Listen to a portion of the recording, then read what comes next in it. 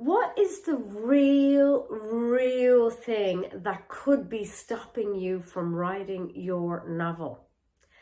That is what we're talking today. We're going to go into our energy drainers because seriously, sometimes we think, I just don't have time to write. I don't have time. But let's be honest here. Could you actually find 5 minutes a day? 15 minutes a day? Could you actually squeeze in 15 minutes? I think we all have a sneaky little 15 minutes we could find every day, but that is probably not the real problem. Sometimes it's that we are just too exhausted. There is so much going on in our lives now. It's absolutely out of control. We're absolutely craving just a bit of simplicity. It's like, why do I have to do 20,000 things every single day? Like, it is non-stop. And we think now, oh great, we've got AI. Like, the people making AI, they're like, it's going to make everything so much easier. And it's like, no, it's not. We're even busier now because we're starting to pump out more stuff. We're starting to make stuff happen faster. We're not slowing down. We're actually speeding up. So today we are going to talk about the 5 big energy drainers, because if you are sitting down to write your book, you are thinking up whole new worlds. You have got characters, you've got setting, you're trying to come up with the whole story arc. There is so much going on, and you're trying to hold all this in your head. Like, nobody else can see what's going on in your book because it's not even a thing yet. It isn't on paper. People can't pick it up and read it. It's all sitting in your beautiful, amazing brain, and it's an extraordinary thing, but you've got to get it out, and you've got to get it out, and you've got to get it onto paper.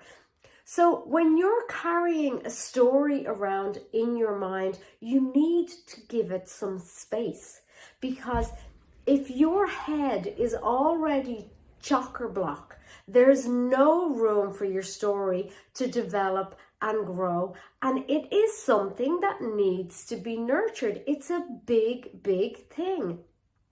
So the number 1 killer of your energy is a lack of sleep. Now, we all know this and we go, yeah, that's really obvious. I know I can't function when I'm knackered. When I had my baby, my first baby, she literally would sleep for about an hour and a half, and then she would be awake again. And I was off my face. I was so tired. And I remember some days driving down the road, and I thought, do you know what? If I had drank 2 bottles of wine, I would be safer on the road than I am right now. Like, I have not slept for a year. Literally not 7 hours straight in a year. I had such broken sleep that I was like a lunatic. I was delirious. It was like jet lag on steroids. I was exhausted. Now, if somebody said to me at that time, why don't you just like write a book? I'd be like, are you mad? I can't think straight. So when we don't get enough sleep, it is really hard to think. And it's funny how you can get so stressed when you're knackered and somebody asks you to do something and you go straight into overwhelm because you are exhausted. Sleep is an absolute killer. Now, one thing I will tell you, if you're not getting enough sleep, and I recently did what is called the Wild Fit Challenge with a guy called Eric Edmeades, and check it out. It is a life changer. But I did the Wild Fit Challenge because I wanted to lose weight, because I'm a woman and I'd be mad not to want to lose weight. I hit menopause and I was like, I just want to lose some weight. But I didn't want to go on a diet because I am so into like just feeling healthy.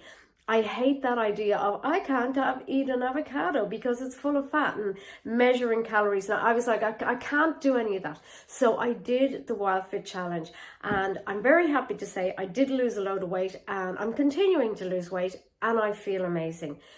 The only thing is when I did this challenge, I knew certain foods were going to come out.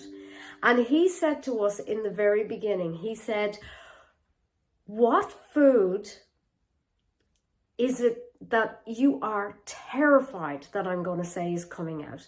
Now, I knew it was coming. Like, we all know that when you're doing this sort of, I'm going to get healthy, something has got to give.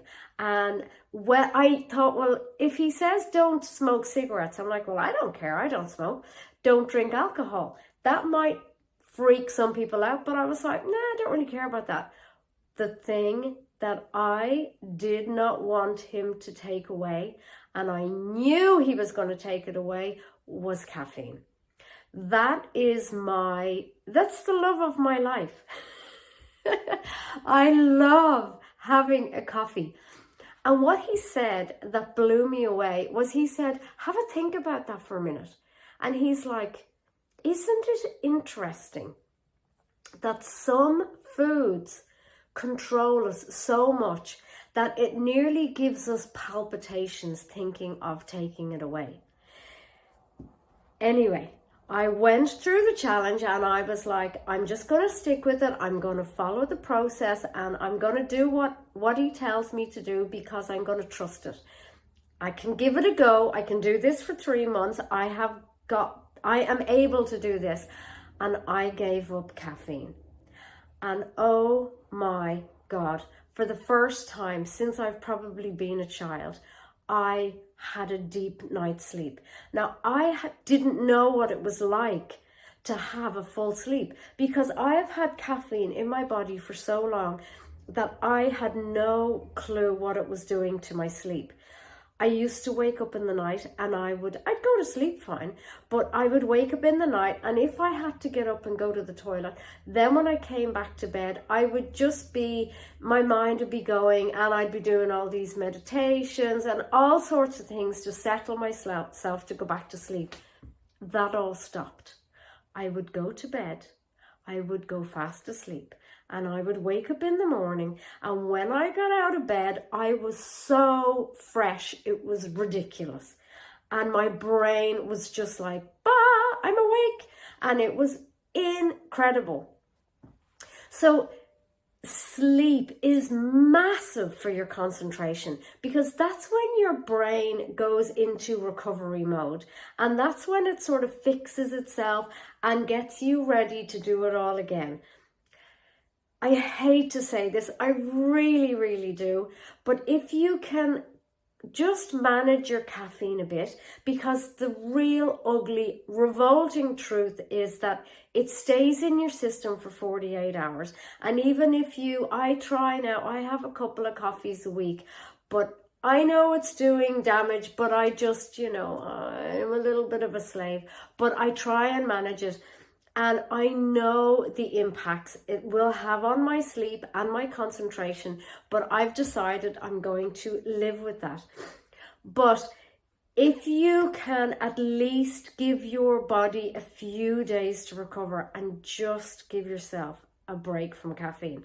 Now, number 3 is multitasking. Oh my God, how many people say women can multitask and men can't? What a load of rubbish. Women do so much stuff. We are just, it's insane. Once you have children, you're just doing 20 million things all the time. But none of us can actually multitask. We're just switching. And if you keep switching, it just makes it really hard for your brain to just stay in that focus zone. So just give yourself a minute. Just try and do one thing at a time. And when you are writing, number 4, make sure you have no notifications coming in. Switch off your phone, put it away. Even on your computer, if you can switch off your email popping up, the little box pops up and goes, look at me, look at me. Because in psychology, like, it is a real thing. It's, even if it's called like residue, I think. It's like, even if you don't respond to it, a part of your brain is going, I wonder what that was. I wonder, was it urgent? Do I have to deal with that? I'll deal with it later, but what was it? Like, it's still taking a bit of our concentration away. So try and get rid of all distractions. Not multitasking, but that notifications. Try and get rid of your notifications. And number 5, try and limit your time on social media. Oh my God, you're going to hate me. You're going to be like, who is this woman? She's trying to take away everything I love in my life. But seriously, social media, if you can just maybe allocate a certain time and just keep it to a bit of a minimum, it is a lovely way to unwind. It's a lovely way to just go, I don't have to think, I'm going to watch other people's lives going by, and I don't have to actually exert any energy in it. The problem is that we do get into this thing of swiping, where we're swiping.